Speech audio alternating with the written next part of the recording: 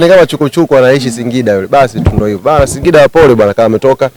Sisi aje yote, aje Azam, aje Mashujaa, sisi focus yetu ni kutetea ubingwa. Sasa inawezekana timu yenye malengo ya kutaka kutetea ubingwa ikaanza kuwaza nusu finali aingie nani. Sisi malengo ni kucheza finali, tushinde finali. Kwa hiyo Mungu atakayemjalia kwa kadari zake siku ya kesho kushinda, sisi tutamsubiri kwenye hatua nusu finali inshallah. Ulionekana kumuita Asink wewe na sio bila shaka kama mnampongeza hivi. Tulikuwa tunampongeza Frank Asink na hii ni muhimu niiseme. Nahodha wetu Bakari Nondo Mwamnyeto kutoka mechi iliyopita Dodoma Jiji kuja mechi hii amepokea critics nyingi kweli kweli kwenye namba yake ya simu, kwenye mitandao ya kijamii.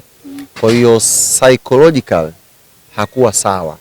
Yaani Bakari leo tumemkosa sio kwa sababu ya najulisha pale muda umeisha kwa twende haraka.